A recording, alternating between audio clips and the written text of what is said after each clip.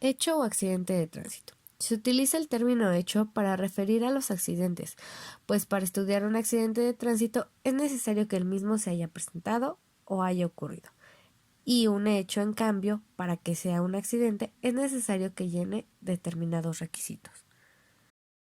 Accidente. Se trata de un hecho que se presenta sin desearlo ni pensarlo y que tiene como consecuencia un daño. Si este es en nuestras pertenencias o persona, nosotros asimilaremos toda consecuencia, pero si involucra bienes ajenos u otras personas, será un ilícito.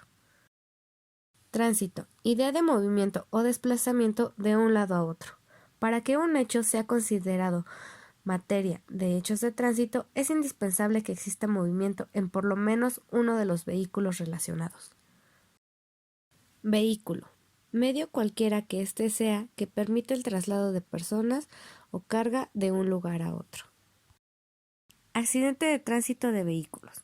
Los accidentes de tránsito de vehículos son ilícitos que suceden con el motivo del desplazamiento de cualquier medio de locomoción.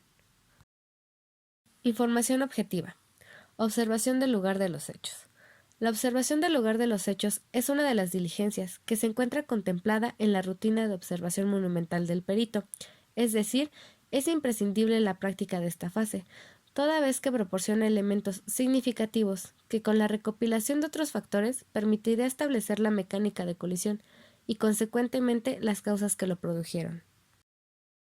Revisión de los vehículos. Es fundamental en el análisis de los hechos de tránsito terrestre, de tal forma que puede decirse que la observación del lugar de los hechos y la revisión de los vehículos van de la mano en la realización de una acertada investigación. 1. Estudio y reconstrucción del medio ambiente.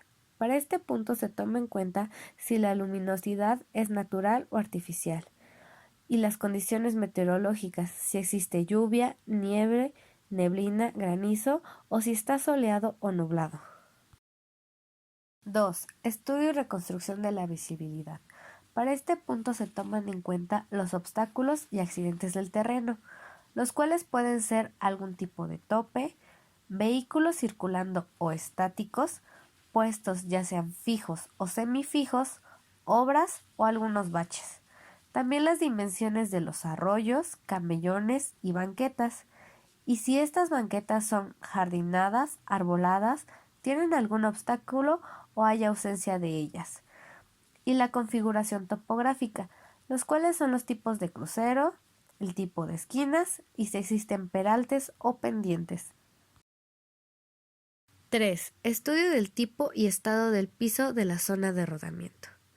Para esto se toma en cuenta el material de dicha zona, los cuales pueden ser concreto, ya sea asfáltico o hidráulico, si es arenoso, si es una terracería conformada o suelta o de algún otro tipo de material, entre los cuales puede ser el adoquín, el pasto o el empedrado.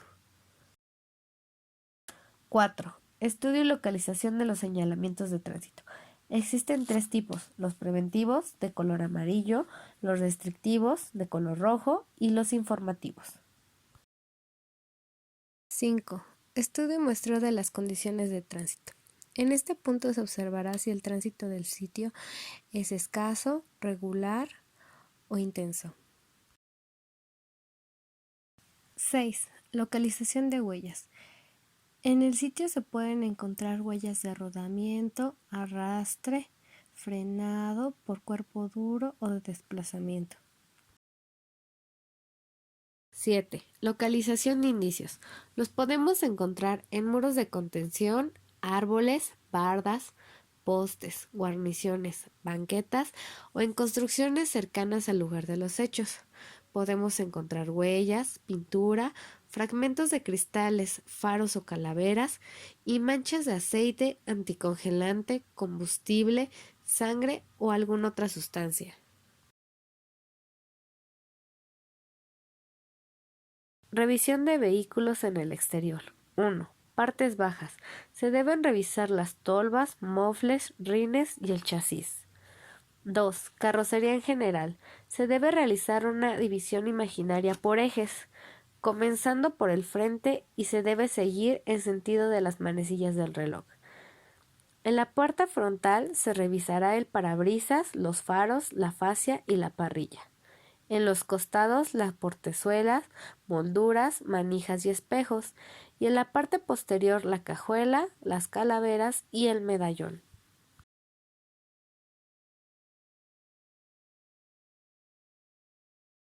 Revisión de vehículos en el interior. Se debe revisar el tablero para ver si existen abolladuras, sangre o tegumentos, el marco de igual manera para localizar indicios varios, corroborar si los asientos están desprendidos, removidos o dañados, revisar la dirección y los frenos para saber si son hidráulicos o mecánicos y si el parabrisas se encuentra roto o estrellado. Tipos de huellas. Huellas de frenado. Se forman cuando los neumáticos bloqueados impiden la rotación. Entonces, al desplazarse el vehículo en su dirección sobre un solo punto de la llanta, ésta queda marcada en el pavimento y es localizable a simple vista. Huella de arrastre. Se suscita cuando un vehículo que frena es cambiado y arrastrado a una dirección distinta de la que tenía cuando se desplazaba frenando. Huellas de desplazamiento. Son las que causan los neumáticos antiderrapantes de los vehículos precisamente cuando se pierde la trayectoria normal y el vehículo se desplaza lateralmente. Huellas de rodamiento. Son las que se produjeron sobre superficies fuera del arroyo de circulación, cuya dureza permite que se marquen, como en pisos con pasto, camellones, zonas jardinadas, banquetas, acotamientos o tierra seca o húmeda. Huellas de cuerpo duro. Son aquellas causadas por las partes metálicas de un vehículo sobre la superficie del piso. Inician cuando se produce el contacto y fricción de las autopartes al ser deformadas, así como también por volcaduras y arrastre. Huellas mixtas. Es la combinación de dos o más de las anteriores causadas por el mismo vehículo. Tipos de acontecimientos. Choques o proyección. Para esto es necesario que por lo menos intervenga un vehículo que se encuentre en movimiento. Supuesto 1. Si es contra un objeto fijo como un poste, árbol, casa u otro vehículo, pero este último sin movimiento, se trata de una proyección. Supuesto B.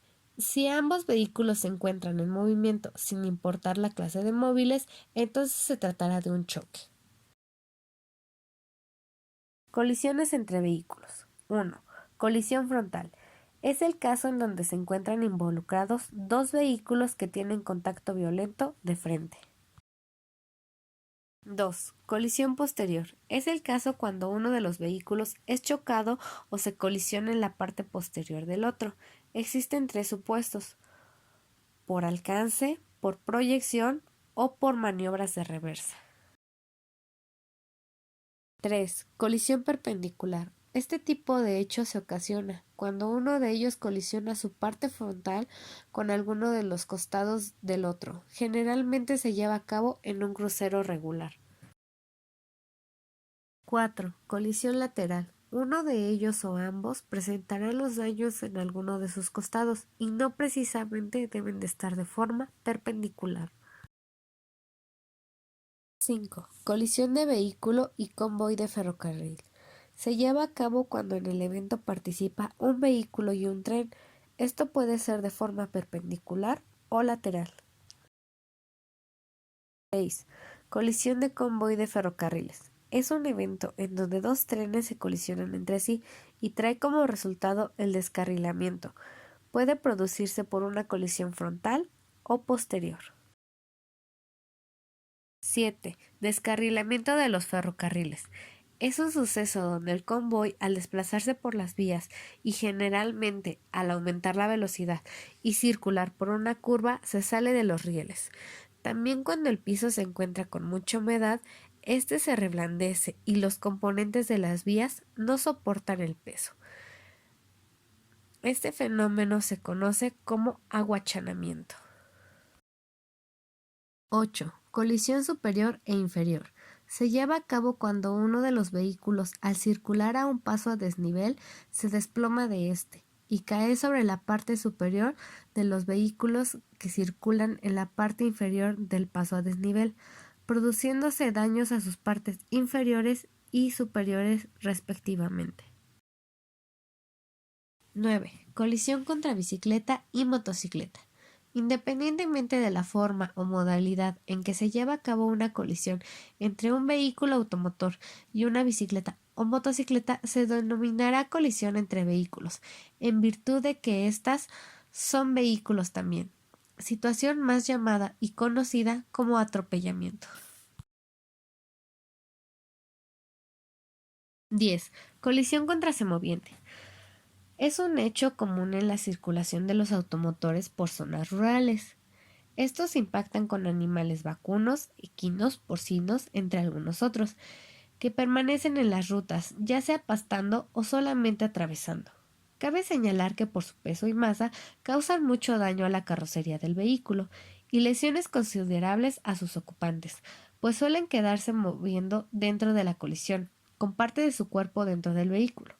Los daños que presentará el vehículo serán tanto de cuerpo duro como de cuerpo blando, debido a las características propias del animal.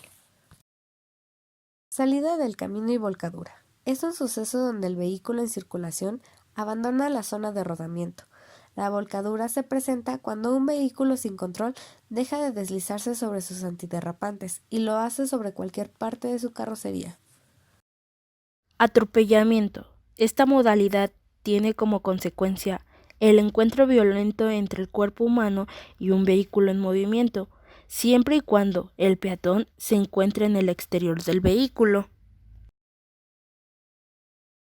Como proceso traumático, se presentan las etapas siguientes de forma total o parcial, lo que permite determinar si las lesiones son el resultado de: inciso A, atropellamiento completo o típico; inciso B, atropellamiento incompleto atípico. El atropellamiento completo consta de las siguientes fases. 1. Choque o impacto. Consiste en el encuentro entre la víctima y el vehículo, generalmente por sus partes anteriores del vehículo. La localización de las lesiones en ella dependerán de la altura de las estructuras anteriores del automotor en contacto con la víctima, como la defensa, que puede ser baja, o con el cofre, que puede ser de media o gran altura. Por tanto, las lesiones correspondientes a esta fase de atropellamiento de personas adultas frecuentemente se localizan en la mitad inferior de su cuerpo, a nivel de las piernas, muslos, región glútea o en la parte inferior de la región lumbar. Inciso A. Traumatismo de choque o impacto primario. Se suscita por el contacto violento entre la víctima, las estructuras anteriores y laterales del vehículo. La altura de los traumatismos localizados en las piernas de ella debe medirse con relación a los talones. Si las lesiones están ubicadas a diferente altura, debe inferirse que la víctima iba corriendo al momento de ser atropellada, o bien la parte delantera del vehículo tiende a bajar al momento de estar en proceso de frenado. Inciso B. Traumatismo de choque o impacto secundario. Se lleva a cabo por el contacto violento entre la víctima, ya sea con las estructuras anteriores, superiores o laterales del vehículo, en un momento inmediato posterior al primer impacto, y la consecuente proyección de la víctima, él o los miembros inferiores del atropellado, que soportan el peso de su cuerpo, actúan como un eje sobre el cual el mismo gira y sufre trauma adicional, resultado de contacto directo, violento y por segunda ocasión con los guardafangos, cofre, parabrisas, etc. Estas contusiones se localizan en la cadera, muslos, glúteos, espalda y cabeza. En ocasiones no hay lesiones externas o estas son mínimas. No confundir este tipo de lesiones como resultado de la fase de impacto o choque con defensas o partes frontales en el caso de vehículos pesados, como camionetas, camiones, autobuses, etc. En el atropellamiento, por estos últimos, las víctimas son propulsadas hacia adelante u a los lados en vez de hacerlo hacia arriba.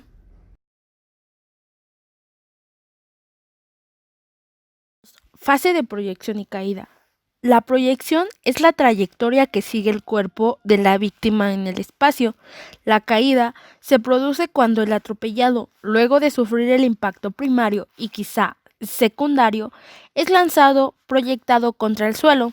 En esta fase predominan los traumatismos o lesiones contra golpes sobre la carpeta asfáltica, banqueta, camellón, etc., cuya localización se verifica principalmente en las partes salientes del cuerpo, tales como cabeza, cadera, hombros, codos, rodillas, etc. Por lo general son lesiones localizadas en la mitad superior del cuerpo, las que por su ubicación anatómica demuestran el punto de apoyo o caída de la víctima contra la cinta asfáltica.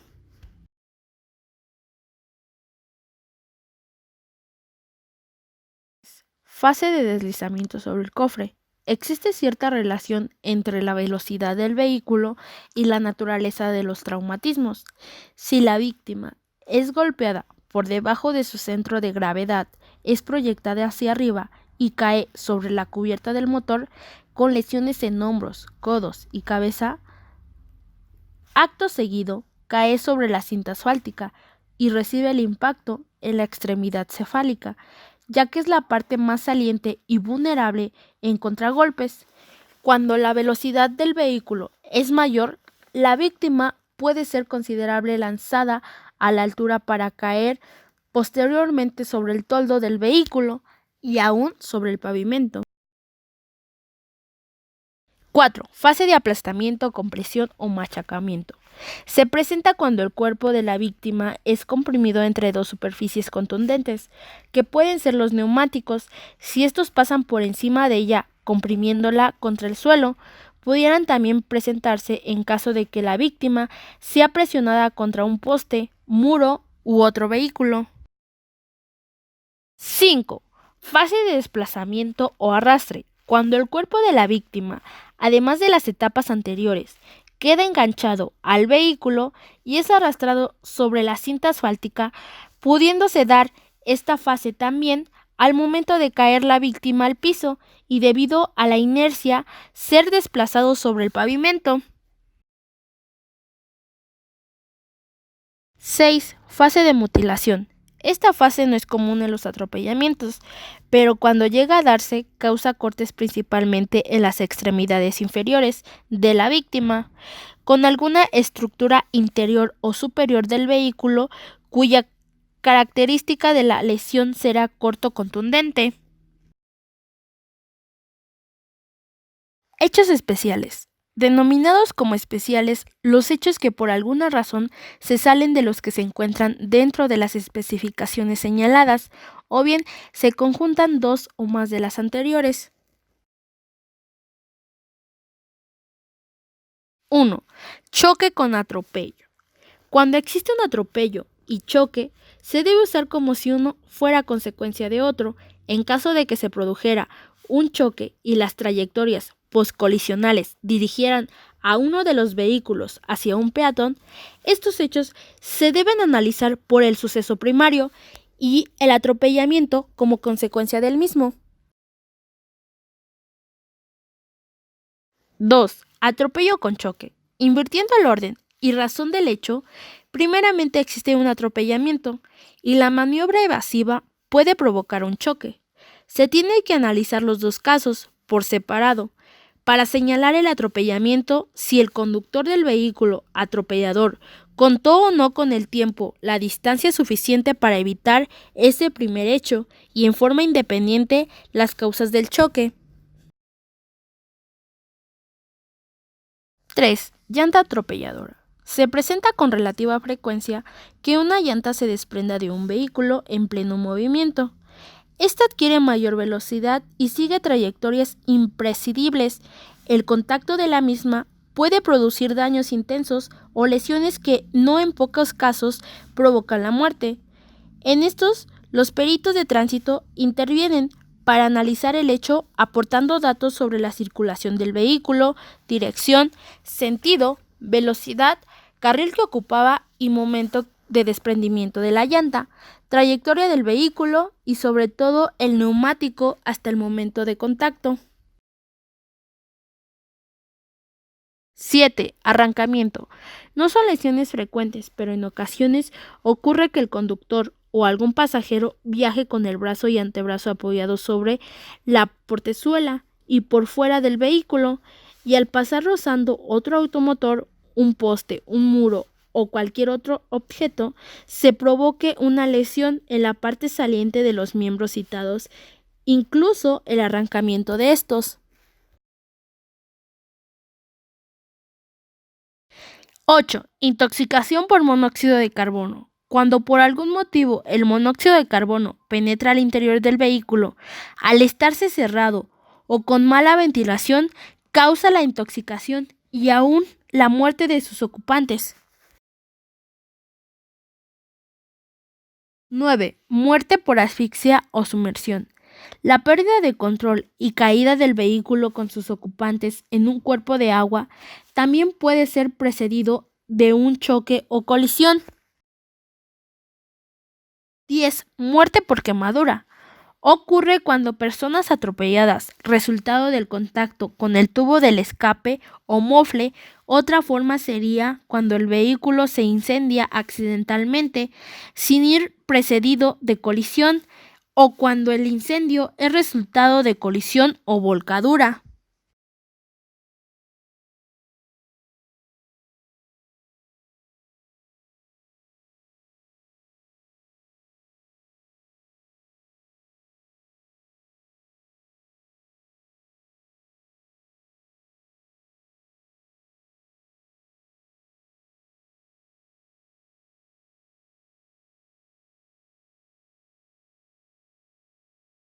Cálculo de la velocidad de un vehículo a partir de las huellas de frenado. Cálculo de la velocidad de un vehículo a partir de las huellas de frenado en superficies inclinadas. Cálculo de la velocidad de un vehículo a partir de la proyección del peatón.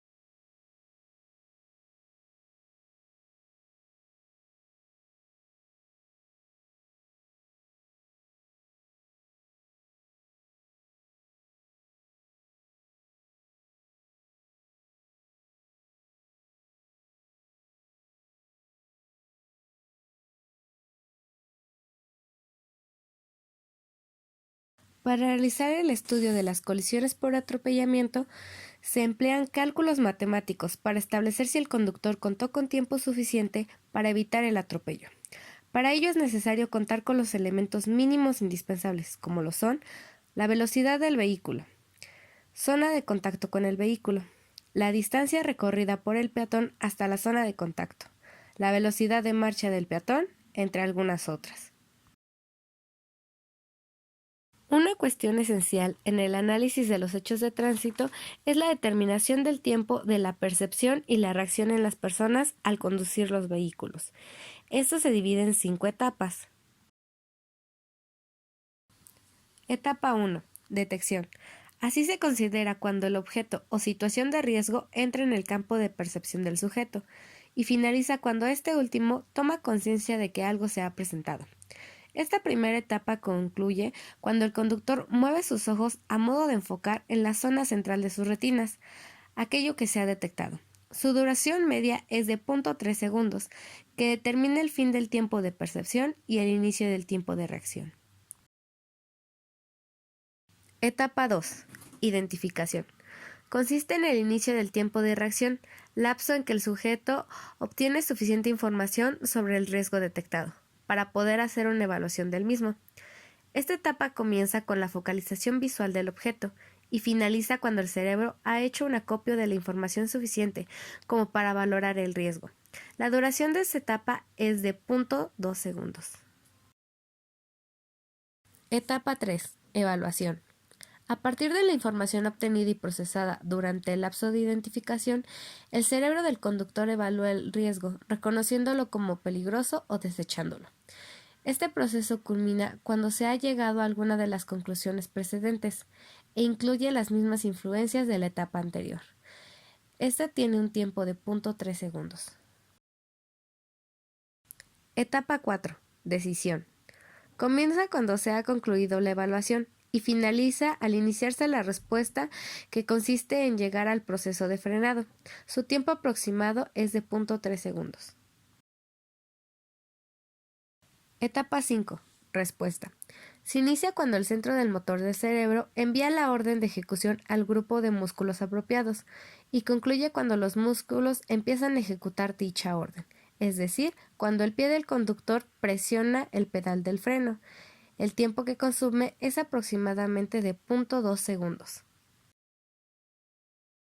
Todo el proceso anterior, que tiene una duración de 1.3 segundos, coincide casi con el tiempo establecido de la percepción y reacción empleado por los peritos de la Fiscalía General de la República en la realización de los cálculos matemáticos para establecer si un conductor tuvo tiempo suficiente para evitar una colisión, principalmente en los atropellamientos, donde se establece de una manera general que la percepción y la reacción tienen una duración total de 1.25 segundos. El tiempo de respuesta mecánica se inicia al finalizar el de percepción y reacción humana, es decir, cuando los músculos comienzan a ejecutar las órdenes enviadas por su sistema nervioso, y finaliza cuando el rodado empieza a responder a la acción ejecutada por el conductor. La respuesta mecánica concluirá cuando el vehículo finalmente se detenga.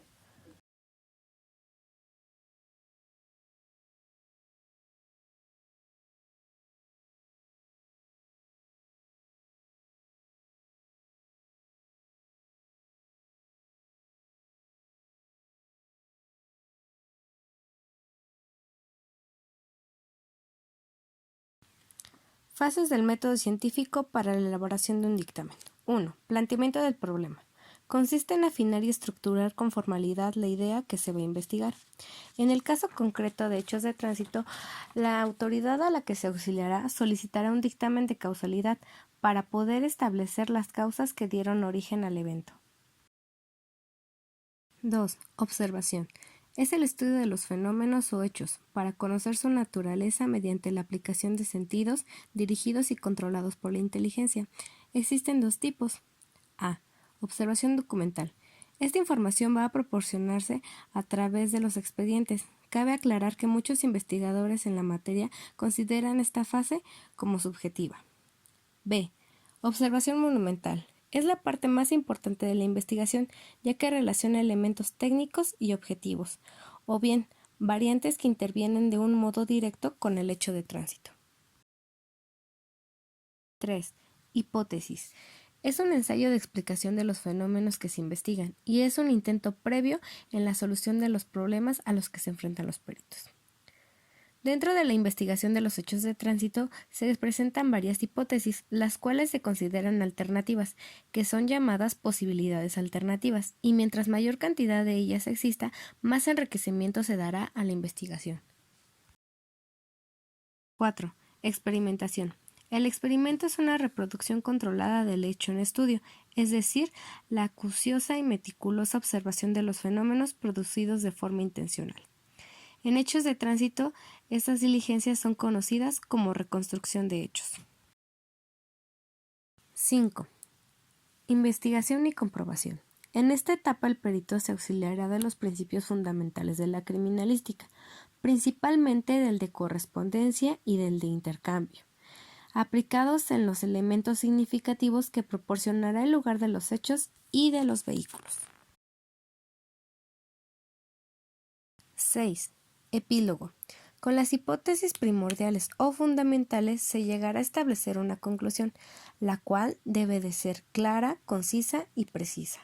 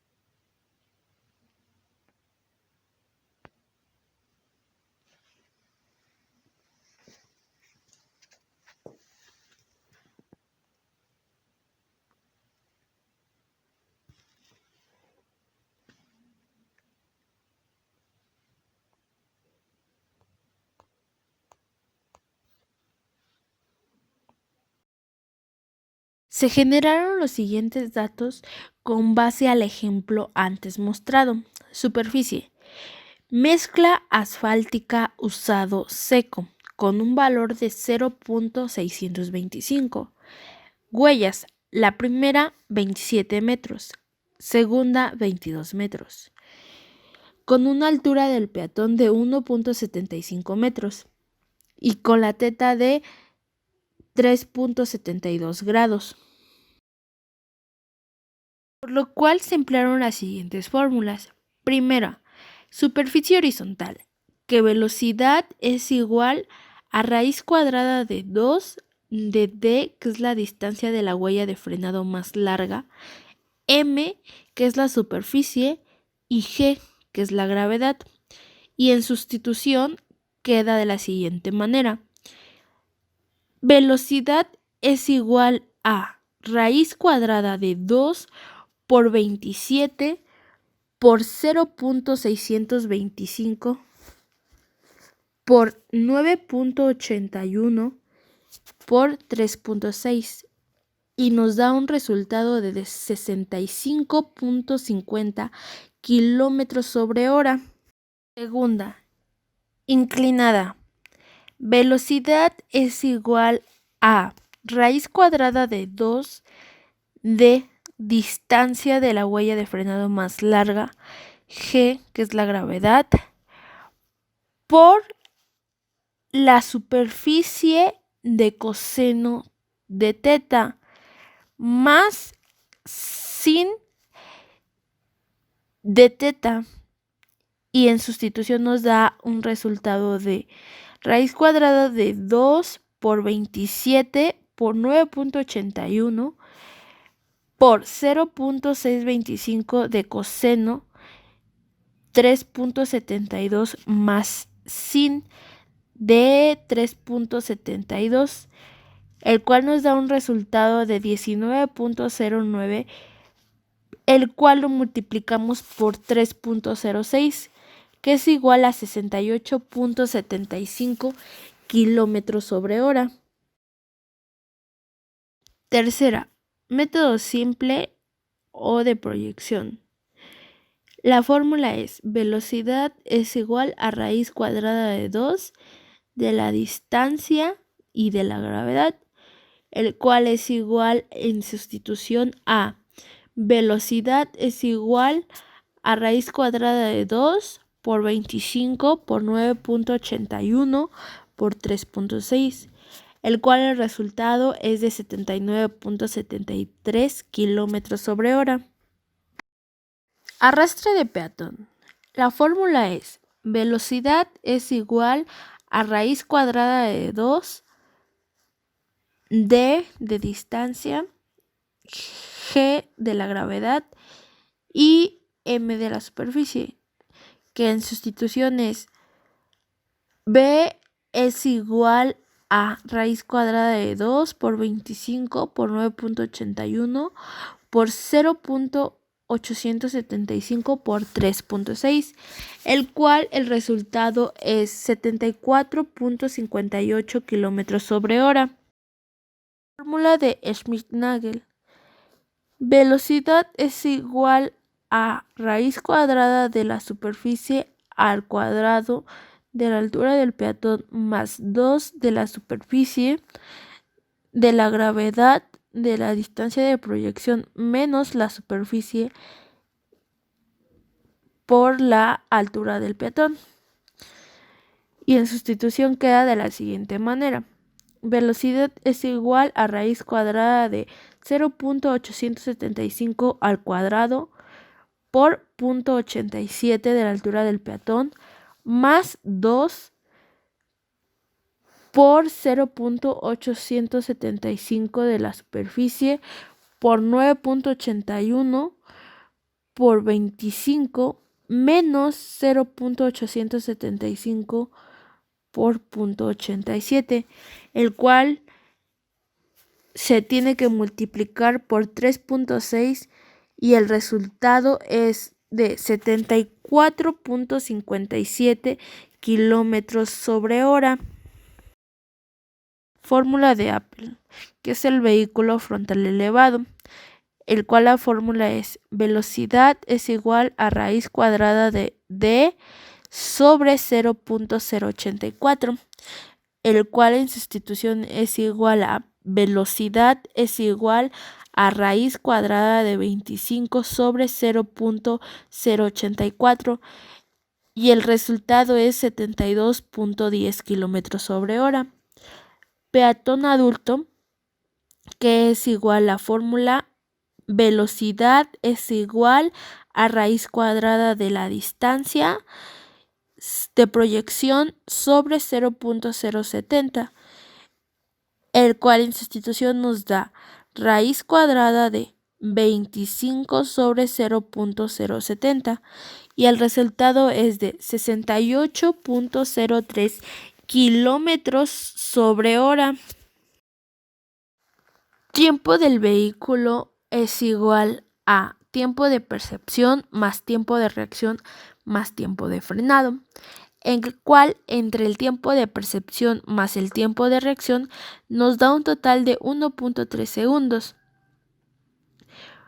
Tiempo de frenado es igual a velocidad sobre superficie por gravedad, el cual en sustitución queda de la siguiente manera: 19.09 sobre 0.625 por 9.81 nos da un resultado de 3.11 segundos, el cual este resultado se tiene que sumar con el 1.3 segundos del tiempo de percepción más el tiempo de reacción, el cual en total, sumando estos dos, nos da un total de 4.41 segundos.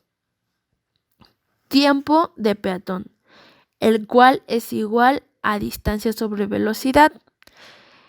En sustitución queda de la siguiente manera: tiempo del peatón es igual a 12 sobre 1.5, el cual nos da un resultado de 8 segundos. Conclusión. Con base en el análisis del hecho, se logró determinar que el conductor sí contaba con tiempo suficiente para evitar el impacto, ya que el encuentro se dio a los 8 segundos una vez que el peatón comienza a caminar para cruzar la calle y el conductor solo necesitaba de 4